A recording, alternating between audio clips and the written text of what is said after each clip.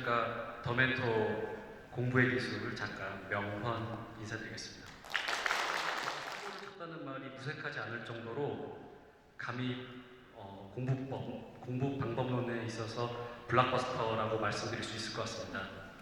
왜냐하면 일단 이 책에는 아까 인사드린 저희 어머님의 삶과 가르침과 한숨이 담겨져 있고요.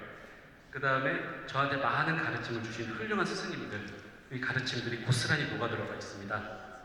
또한 한편으로는 정말 긴 시간을 저를 믿고 맡겨주신 학부모님들의 변치 않은 믿음과 신뢰, 그리고 멘티들과 함께했던 그 정말 모험의 시간이 담겨 있습니다. 끝으로 20년간 출판계에 몸을 담고 있었던 한 노련한 출판인의 모든 피와 땀이 담겨있는 그런 책입니다. 그래서 제가 가히 공부법의 블록버스터다라고 말씀드릴 수 있을 것 같고요. 제가 첫 번째 준비한 질문은 이 책 왜 쓰셨습니까?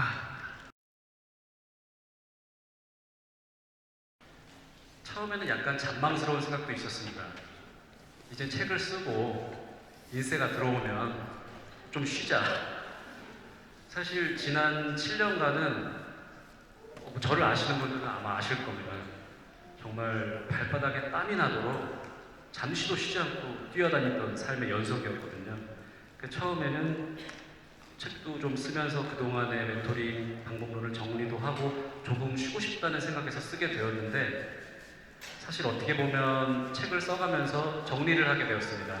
그러니까 제가 뱅뱅 사거리에서 멘토링을 진행했던 이 과정 자체가 어떻게 보면 이 책을 세상에 내놓기 위한 과정이 아니었나 싶을 정도로 만남 자체가, 상황 자체가 저를 책을 쓸 수밖에 없도록 좀 만들어 온 부분이 있었던 것 같습니다. 그래서 제가 이거는 감사의 말씀에는 차마 미처 담지 못한 부분들이지만 어떤 섭리가 이끈 것이 아닌가 이런 생각도 조심스럽게 하게 됩니다. 중간중간에 나오는 단어들이 되게 많이 이렇게 귀와 또 머리와 가슴을 동시에 울리는 것들이 많은데요. 그런 것도 여러분이 캐치하셨다가 질문해 주시면 좋을 것 같고요. 제가 준비한 두 번째 질문은 진정한 멘토란 무엇이며 올바른 멘토링이란 무엇인가? 이런 질문입니다. 지금까지 멘토링을 하면서 솔직하게 말씀을 드리면 제가 좋은 멘토라고는 그렇게 생각을 많이 못 해봤던 것 같습니다.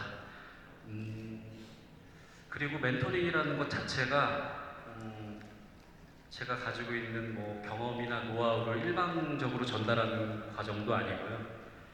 그래서 처음에 저한테 이제 멘토링 문의를 하시거나 상담을 하시는 분들 중에서는 이제 그동안 정리해 놓은 어떤 노하우가 있을 테니까 그 노하우가 있고 그 대전자 아래에다가 이번에 들어온 새로운 멘티를 끼워 넣어서 결론을 내어달라 이러신 분들이 많습니다.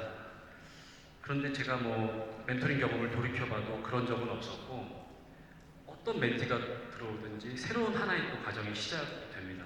부모님도 다르고 아이도 다르고 처한 상황도 다르기 때문에 정말 백지에다가 새로운 그림을 짜 넣어가는 느낌이 들거든요. 그래서 제가 정확하게 표현하기는 어렵지만 그 그림을 짜 나갈 수 있는 어떤 유연함과 융통성 또는 경험이 일단 필요한 것 같고요. 절대 시쳇말로 얘기하는 훈장질로 끝날 작업이 될 수가 없고요.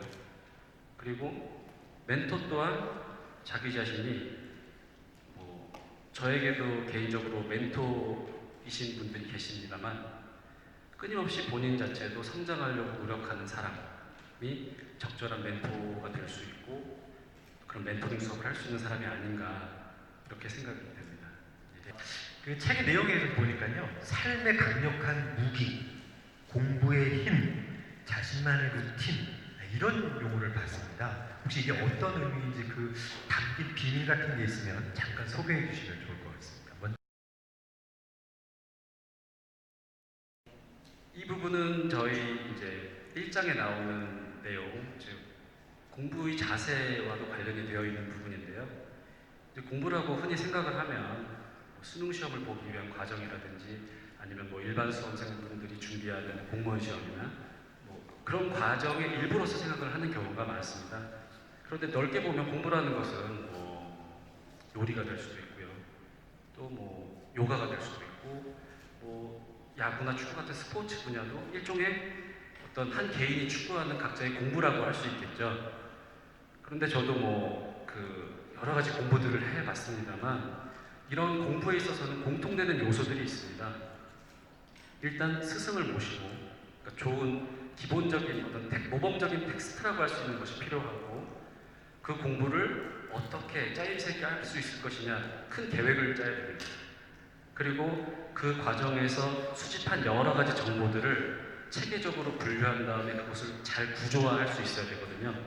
이거는 요리사도 마찬가지고 또 뭐 꽃꽂이를 하시는 분도 마찬가지고 또 심지어는 시골에서 농사를 지으시는 분들도 마찬가지일 겁니다. 다만 그거를 어떻게 구조화하고 체계화할 것인지를 명확하게 표현하지 못하고 이제 구두로 또 이제 직접 전달하는 방식을 그동안 취해왔던 것이죠.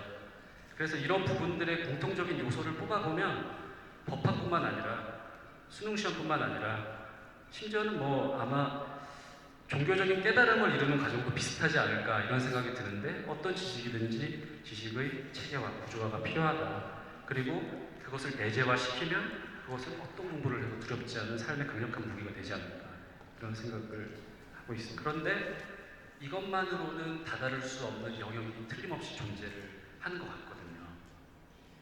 이 부분은 제가 이제 맺은말 부분에 써놓은 부분입니다.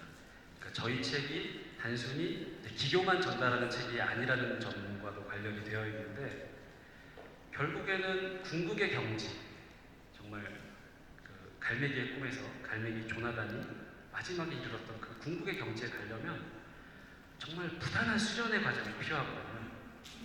그 부단한 수련의 과정이 쌓이고 쌓여서 마지막에 경지를 여는 그 지점이 필요합니다. 저희 책에서 그 궁극의 경지의 문을 여는 과정까지는 이번에는 다 담지 못했습니다. 그런데 레벨 1에서부터 쌓여나가서 그 궁극의 경지 문 앞까지 가는 부지런한 루틴의 과정에 대해서는 아마 이 부분에서는 자부할 수도 있는 부분인데 국내에서 최초로 다룬 책이 아닌가. 정말 공부 방법에 있어서는 그 문 앞까지 가는 데 있어서는 더 이상의 방법은 없을 거라고 자신 있게 말씀드릴 수 있을 것 같습니다. 작가님도 화면을 잠깐 보시면요. 자, 서울대학교 이퀄 성공. 이런 공식에 대한 실제로 서울대학교에 입학을 했고 또는 서울대학교 입학하려고 열심히 공부하는 우리 멘티들 차원에서 봤을 때 이런 한 줄의 공식에 대한 우리 작가님의 생각을 좀 듣고 싶습니다. 왜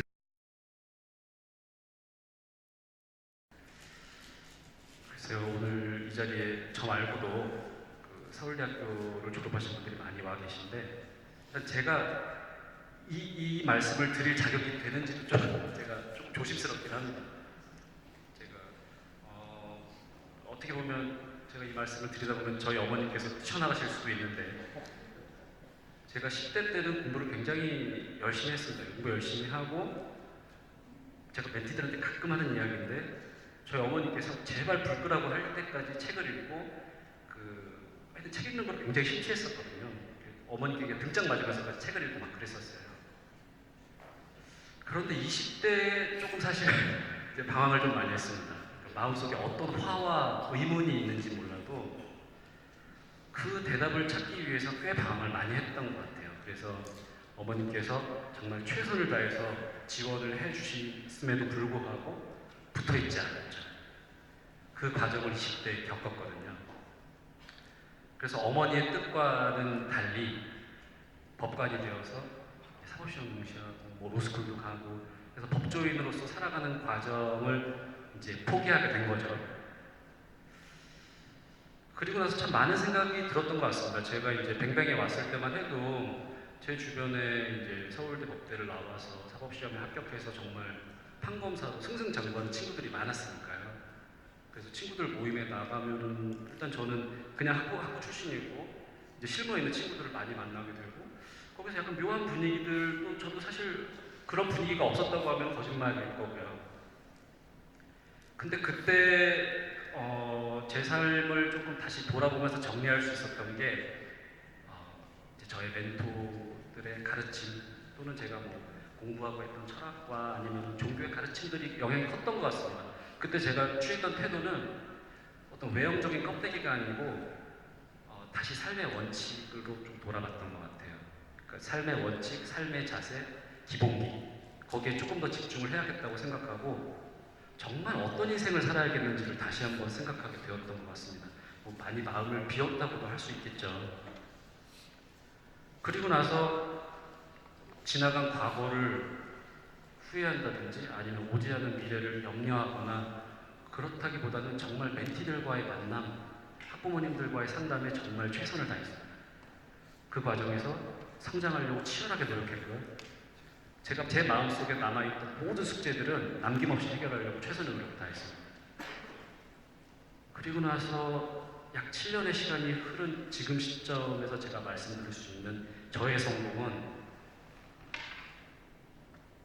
정말 행복하고 제 자신의 진짜 모습을 찾은 것 같고 사실 사법시험이라는 문을 외면했을 때는 이제 법학은 끝이구나라고 생각을 했는데 오히려 7년의 시간이 지난 시점에서는 법학이 너무 좋은 거예요. 그래서 법학이라는 것 중간에 멈추고 만 게 제 삶의 레몬이라면 그걸로 레모네이드를 좀 만들어보자 그런 마음으로 대학원에 진학해서 민법을 공부하게 됐고 너무 재밌습니다. 그래서 저는 책 써서 놀 거야? 아니 뭐 책 써가지고 쉬면 뭐 할 거야? 라고 물어보신다면 공부하고 싶습니다. 다시 정말 대학원에서 제 삶을 헌신해가지고 독일어도 공부하고 프랑스어도 공부하고 정말 너무 재밌어요. 그러니까 수험에서 하는 그런 민법의 세계가 아니고 정말 세계에는 뛰어난 사학들이 너무 많더라고요. 그 지식의 세계에 몸을 담고 싶은데 과연 책이 저를 그 세계로 인도할지는 제가 판단할 부분은 아닌 것 같습니다. 저 박수 좀 부탁드려도 될까요? 작가님께. 저는 사실은 감동하면서 듣고 있습니다. 지금 이제 해주신 말씀 속에 삶의 기준, 태도, 그리고 행복이라는 단어를 몇 번 강조하셨는데요. 어쨌든 서울대학교니 우리가 뭔가 이렇게 캐치프레이즈처럼 내놓을 수 있는 것들이 그런 기준과 태도, 행복보다는 아래에 있다. 이렇게 설명을 드려도 될까요? 네, 정말 감동적인 답변이었습니다. 다음 질문은 이 책을 통해서 읽을 독자들에게 하고 싶은 말 어떤 말씀이 있으실까요?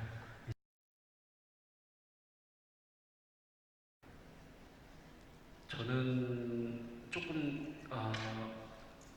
약간 위로를 좀 드리고 싶습니다.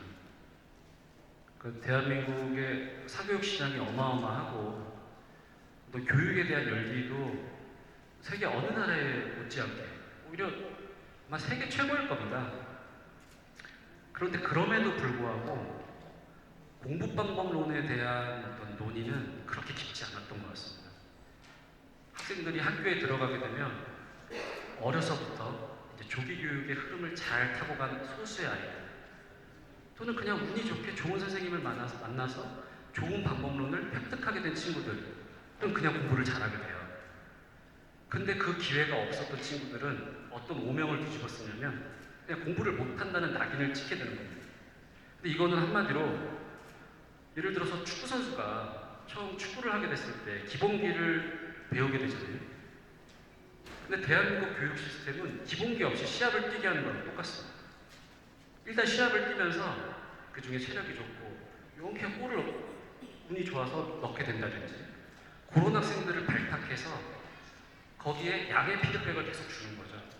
그럼 나머지 학생들은 계속 밀려나고 결국 공부를 잘하는 학생만 잘하게 되고 못하는 학생은 계속 밀려나가는 어떤 그 성적의 뭐 책의 본문 중에도 나오는 표현이지만 빈익빈 부익부 현상이 발생하게 되는 거죠.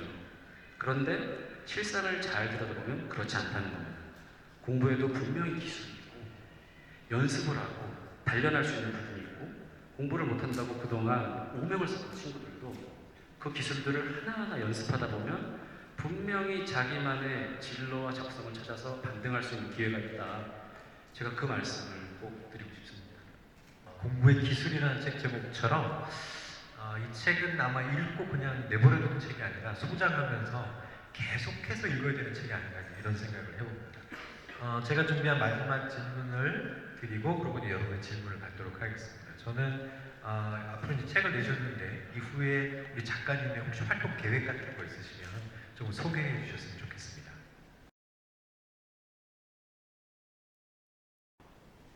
일단 큰 대각의 계획들은 세우고 있지만 또 그때그때마다 약간의 변동이 생기는 것은 최대한 기쁘게 받아들이려는 마음가짐을 지금 갖고 있고요. 근데 이제는 조금 더 많은 친구들, 또 서울뿐만 아니라 지방에 있는 친구들도 만나고 싶습니다. 그래서 또 교육 소외 지역에 있는 친구들에게 이런 공부의 기술을 전달하고 싶은 마음도 있고, 특강도 하고 싶고, 만약에 깜냥이 된다면 좋은 멘토 선생님들을 한번 육성하고 싶다, 이런 계획을 갖고 있습니다. 멋지십니다. 꼭 이룩하시게 되길 기원하고 전국 투어 같은 거 한번 해보면 좋을 것 같습니다. 오늘 참여해주신 여러분들 중에서 몇 분 질문을 받도록 하겠습니다. 작가님이 굉장히 오랜 시간 동안 수년간 책을 준비하고 그렇게 해온 걸로 알고 있습니다. 그 수년간의 준비 과정 중에서 가장 힘들었던 점이 있었다면은 아마 여러분들께서도 잘 아실 겁니다. 그 책이라는 게 저는 완전 이제 아마추어로 처음 책을 내는 거라 책이라는 것이 어떻게 탄생되는지 메커니즘을 잘 몰랐거든요. 그러다 보니까 이제 막연히 나오겠지라고 생각을 했었는데 끝까지 정말 방심할 수 없었어요. 방심할 수 없었고 제가 예측할 수 없는 그런 돌발들이 계속해서 생겨났었고 그래서 약간 당혹스럽기도 했습니다. 그러니까 결국 출판이라는 건데요. 근데 조금 다시 호흡을 좀 가다듬고 생각의 방향을 좀 바꾸기로 했죠. 그동안 책을 쓰기 위해서 준비했던 과정이 있고 출판이라는 별개의 과정이 있다라고 생각하지 않고 출판을 위해서 만난 새로운 분들, 인연, 책을 만들기까지 도와주신 여러분들을 또 하나의 새로운 숙제라고 생각을 했습니다. 그리고 어떻게 보면 책을 만들어주시는 분, 또 저희 출판사 대표님도 업무적으로 만난 거라고 할 수 있잖아요. 근데 그 부분에 대해서도 제가 기존에 갖고 있었던 마음의 벽을 내려놓고 마음과 마음을 열고 서로 대화를 많이 나누려고 했어요.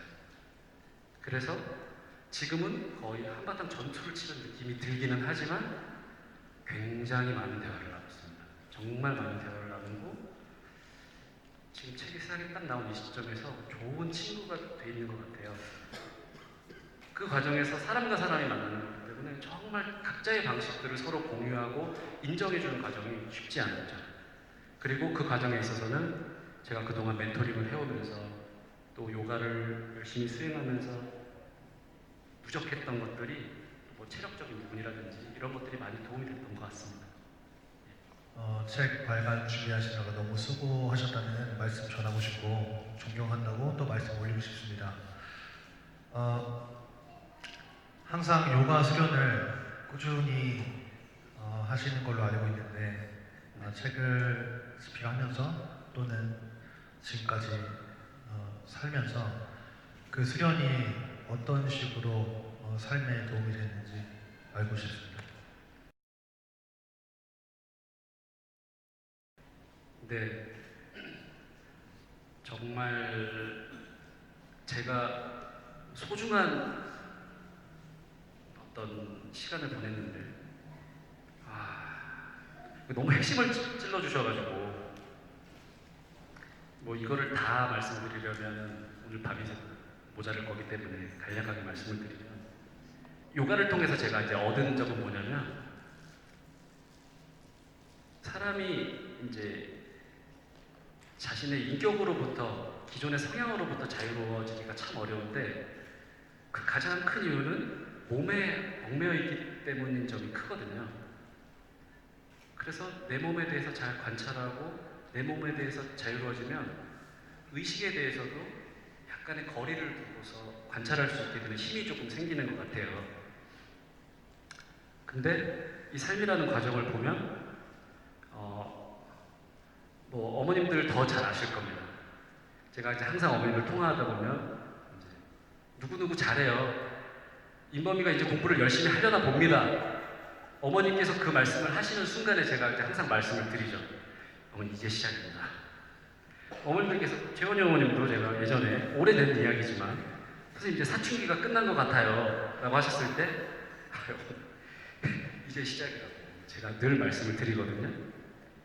근데 이 일상에서 일어나는 사건들이 참 미묘합니다. 이렇게 내가 단정을 내린 순간에 그 단정을 내린 사건을 상쇄하는 다른 일들이 벌어지고 모든 것이 끝났다고 생각할 때 가장 저항의 에너지가 높은 관문을 만나게 됩니다.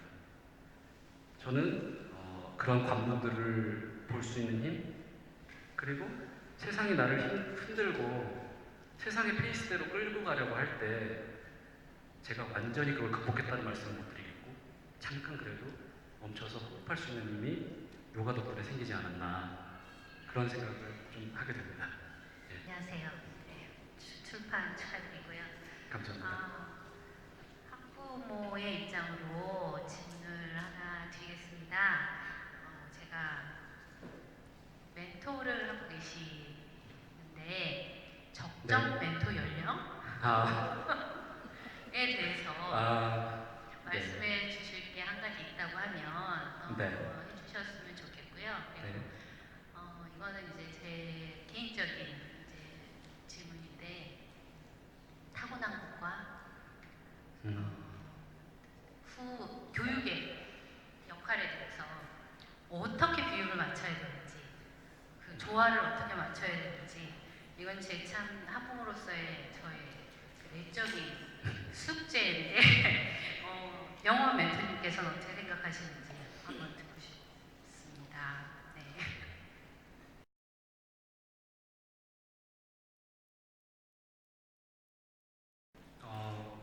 그건 제 영업 비밀입니다. 그거를 말씀드리는 순간 난리 납니다, 진짜. 그리고 이미 책을 통해서도 진짜 뭐 대표님도 말씀을 하셨었고 주변에 원고 검토를 해주신 분들도 말씀을 하셨지만 어떡하려고 그러냐고 이제 다 공개했어요, 제가. 감출 게 없습니다, 진짜. 그래서 공부의 방법론과 관련된 측면은 다 쏟아냈고 바로 그 부분은 핵심 언제부터 해야 되느냐